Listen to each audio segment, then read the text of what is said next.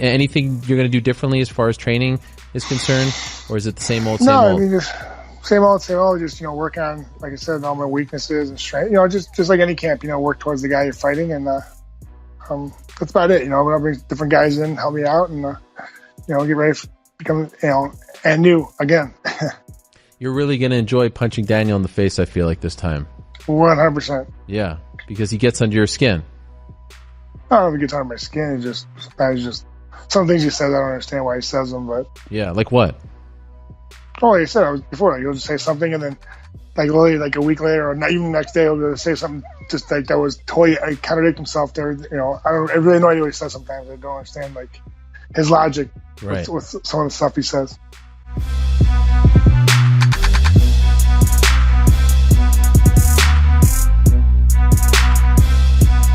So you win the fight, and of course the local crowd is upset, and I thought you played that perfectly. I love the way you didn't say a word. You let them continue to boo.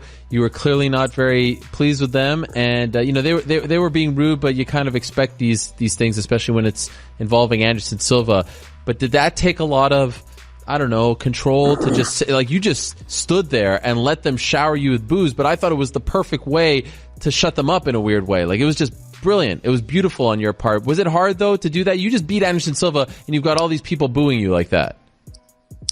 No, it was not hard to do it. That was I'm not going to say it was by design, but I felt the energy, and I wasn't going to let that negative energy just overwhelm me or make me react in any sort of way. So I was going to, if anything, the egg is on their face. You know what I'm saying? I won fair and square. It was a beautiful performance. If anything, all the booing sort of overshadowed my performance. I will say that. It kind of, in a certain way, overshadowed my performance. A lot of people talking about the booing and talking about the crowd as if they were, the MVP of that match. When that match was all me, all day.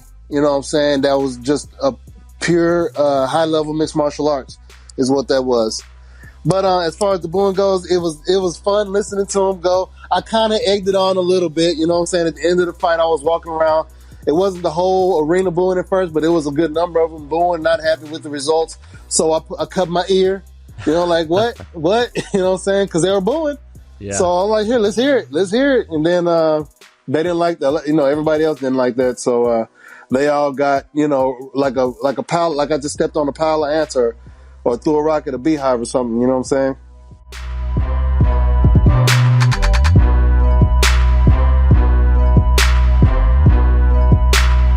In regards to the move, why it wasn't illegal was because Rose Namajunas had the choice to let go of the submission. I think they deemed it that Rose was going for a submission. She was in that Kimura lock. She had, Andrade in that position. She was setting it up. So she had the choice to let go. It wasn't like Andrade picked her up on her own doing and then spiked her on her head. It was Rose Namajunas going for a submission. She had the ability to let go of it, and that's why it wasn't illegal. It was a legal move by Andrade. And, for Rose, she has two choices here. She can either let go of the Kimura lock, right? She ends up becoming safe there. And can't be spiked on her head, or she should be sitting with her butt down to the floor, either going for a sumageshi where she's rolling to her back and kicking her over her head, almost like a sacrifice throw, or just getting to the mat, where she can set up a different kind of Kimura. But getting your body as low as possible to the mat makes it extremely difficult for that fighter to pick you up and slam you. Right. And I think Rose Namajunas taking that lackadaisical approach in the earlier part of the fight where she did, almost get slammed there. Yep. I think, almost gave her that false sense of security, like, this isn't a big deal. I loved her calmness there, but at the same time, you need to know your limits as a human and understand that if you're getting picked up over your head, over someone's head, that is not a good thing. It is something you don't want to do or get used to doing in training, in a fight, in self-defense. Those are just way too dangerous of a setup and way too dangerous of an approach.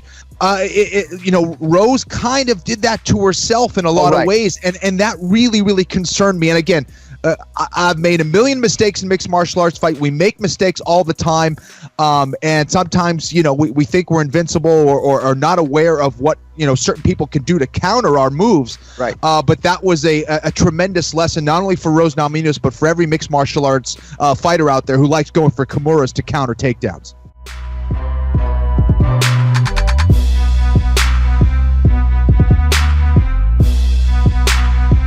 And honestly, me and Duke just been sitting back and just trying to see what materialized. I mean, honestly, there were some big names thrown my way. Conor McGregor was thrown my way from Dana. I thought that was going to happen in New York, like in August, but then that didn't happen. So I pulled back. I just sat out for a little bit, just hanging out, training, and then Diaz pops up. So I mean, it's perfect. So I had heard that the UFC was planning to go to New York, but that was July 27th, MSG, and that the Conor thing was a potential there. He actually called you and told you about this? Yeah, he called me and told me about it. Yeah, asked me if I would take the fight. I want to fight. I want to fight the best. I want to be remembered as the guy who fought everybody, man. Like I'm close to fighting mostly guys in 155 that are in the top 10. 170, I just started over here, so I feel like there's a lot of good names out there for me to fight. Would that have been at 155 or 170 against Conor? I don't know. We didn't get that far. Okay. We just got a date and an opponent. Whoa, and why did it fall through, to the best of your knowledge? No idea. He just said, he's like, just stay ready. That's all Dana said. Whoa, and were you disappointed when it fell through? I mean, honestly, like I said, bro, I was gonna stay busy regardless. Like July or August was the latest I wanted to fight. So for me, it was just waiting for an opponent. But when you get names like that, it just makes it exciting. Like I said, I fought everybody. So like, I need these big names to make me excited.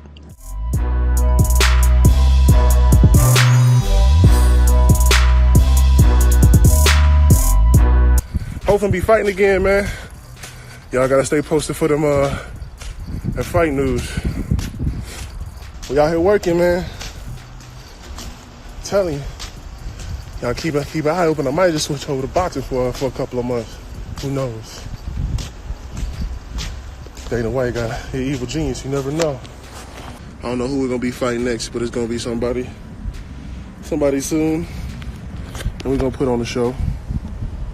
Got a couple good cards coming on, man. I need to let me get that for you. Let me get that for you. I got you.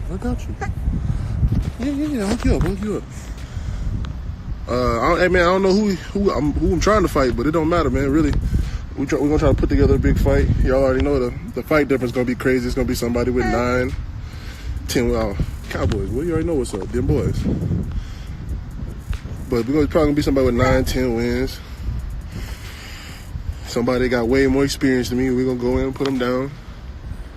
I'm about to probably go back in for another 12-week camp, man. Working hard. You know how it is.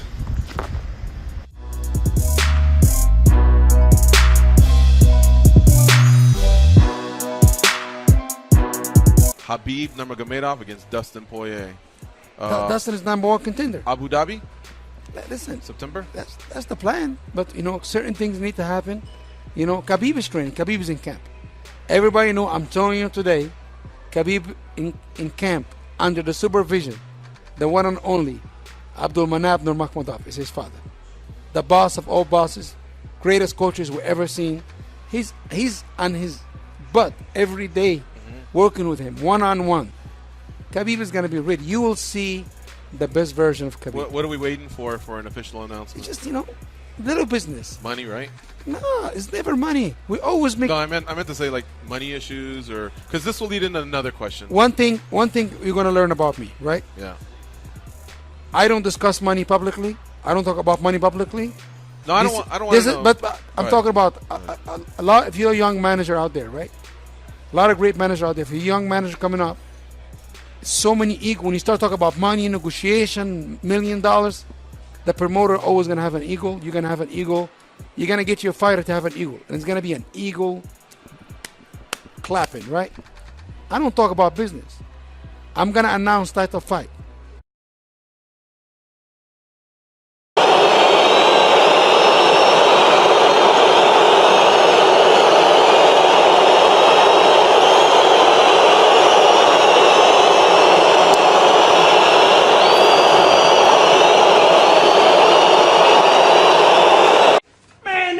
some bullshit. Boo this man.